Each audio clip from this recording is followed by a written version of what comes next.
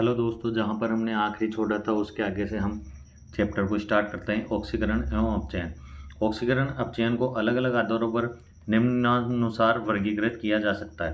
पहला, ऑक्सीजन के संयोजन के आधार पर। जिस अभिक्रिया में ऑक्सीजन का योग होता है उसे हम ऑक्सीकरण अभिक्रिया कहते हैं। यहाँ पर मैग्नीशियम का ऑक्सीजन के साथ संयोग कर मैग्नीशियम ऑक्साइड का निर्माण हो रहा है, ऑक्सीकरण अभिक्रिया है। अपचयन, जहाँ से ऑक्सीजन का निकलना।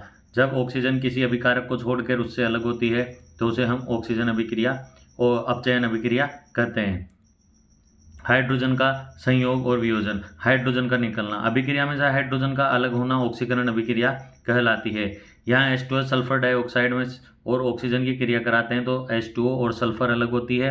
हाइड्रोजन यहाँ सल्फर को छोड़ के अलग जा रही है तो यह ऑक्सीकरण अभिक्रिया है। हाइड्रोजन का योग। हाइड्रोजन और क्लोरीन जुड़कर HCl का निर्माण करते हैं। हाइड्रोजन का योग हो रहा है, अतः यह अपचयन अभिक्रिया है। विद्युत धनी तत्व। वे तत्व जिन पर धनावेश होता है उसे हम विद्युत धनी तत्व कहते हैं। विद्युत धनी तत्व का निष्कासन ऑक्सीकरण कहलाता है। यहाँ पर पोटेशियम आयोडाइड है। पोटेशियम और आयोडाइड में से आयोडाइड अलग हो रहा है, धन विद्युतीय तत्व का निष्कासन हो रहा है, इसलिए यह एक तरह से ऑक्सीकरण अभिक्रिया है।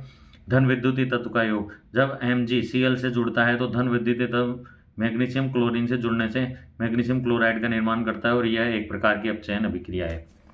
ऋण विद्युतीय तत्व। ऐसे तत्व जिन पर ऋणावेश होता है। मैग्नीशियम क्लोराइड, दोनों योग। मैग्नीशियम क्लोराइड में क्लोरीन का योग हो रहा है मैग्नीशियम के साथ, तो यह ऑक्सीकरण अभिक्रिया है। FeCl3H2। FeCl3 में से क्लोरीन निकल रहा है और वह हाइड्रोजन के साथ मिलकर हाइड्रोक्लोरिक एसिड का निर्माण कर रहा है, तो यह उपचयन अभिक्रिया है। इलेक्ट्रॉन के आदान प्रदान के आधार पर जो परमाणु इलेक्ट्रॉन त्यागते हैं वह ऑक्सीकृत होते हैं और जो परमाणु इलेक्ट्रॉन ग्रहण करते हैं उनका अपचयन होता है।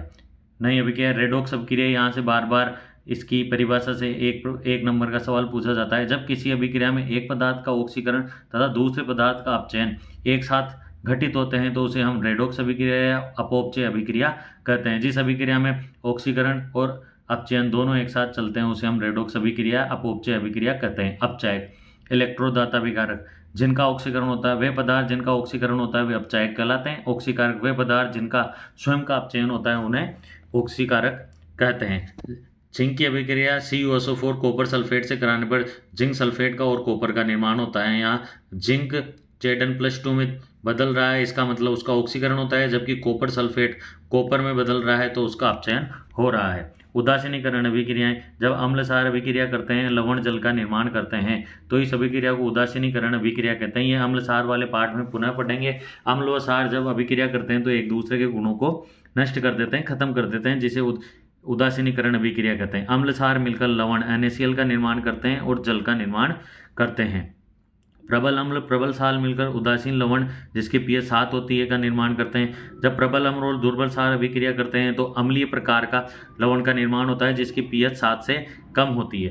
प्रबल अम्ल होने के कारण मिलने वाला लवण के गुण अम्लीय होते हैं। दुर्बल अम्ल और प्रबल क्षार होने पर मिलने वाले लवण के गुण क्षारीय प्रकार के होते हैं और उसकी pH 7 से अधिक होती है। अब हमारे पाठ का अंतिम टॉपिक आता है क्षंचारण और विकृत गंधिता। क्षंचारण। जब कोई धातु अपने आसपास के अम्ल, आर्द्रता, नमी से क्रिया करती है, उसके संपर्क में आती है तो वह धीरे धीरे नष्ट होना, संचारित होना प्रारंभ कर देती है, जिसे हम संचारण कहते हैं। जैसे लोहे की नई वस्तुएं चमकदार होती है जबकि कुछ समय बाद उन पर लाल भूरे रंग की परत चढ़ जाती है, जिसे हम जंग कहते हैं। जंग और लोहा दोनों अलग अलग पदार्थ होते हैं। चांदी पर काली परत चढ़ना। चांदी हमारे वातावरण की सल्फर से क्रिया कर Ag2S का निर्माण करती है, जिसके कारण चांदी पर काली परत चढ़ती है। तांबा इसी प्रकार हमारे वातावरण की कार्बन डाइऑक्साइड और नमी से क्रिया करके हरे रंग की एक परत चढ़ती है जो तांबे के रंग को बदल देती है। यह संचारण के उदाहरण है। प्रभाव। संचारण के कारण ढांचे, लोहे के पुल, जहाज आदि विशेषकर लोहे से बनी वस्तुओं को भारी नुकसान पहुंचता है और क्षतिग्रस्त वस्तुओं को बदलने में हर साल बहुत अधिक धन व्यर्थ होता है, बहुत अधिक धन व्यय होता है। विकृत गंधिता। वसायुक्त व तेलीय पदार्थों को जब लंबे समय तक रखा जाता है तो उनका ऑक्सीकरण हो जाता है, उपचयन ऑक्सीकरण हो जाता है, उनके स्वाद व गंध में बदल जाता है और यह क्रिया तब होती है जब वसायुक्त और तेलीय पदार्थों से ऑक्सीजन की क्रिया होती है, उनका ऑक्सीकरण होता है। ऑक्सीकरण को रोकने के लिए हमें प्रतिऑक्सीकारक मिलाने चाहिए पदार्थों को। तेलीय वसायुक्त पदार्थों को ऑक्सीकरण को रोकने के लिए प्रतिऑक्सीकारक पदार्थ मिलाए जाते हैं। वायुरुद्ध बर्तन, वायुरोधी बर्तनों में टाइट बंद करके अचार अन्य तेलीय सामग्री को बंद करके रखा जाता है। नाइट्रोजन गैस का उपयोग, चिप्स, आलू चिप्स और पैकिंग सामग्री में ऑक्सीजन की जगह नाइट्रोजन जैसी गैस का उपयोग किया जाता है, क्योंकि नाइट्रोजन कम सक्रिय गैस होती है ताकि चिप्स खराब ना हो, चिप्स का ऑक्सीकरण ना हो। थैलियों में नाइट्रोजन गैस का उपयोग किया जाता है ताकि वे लंबे समय तक ताज़ा बनी रहे।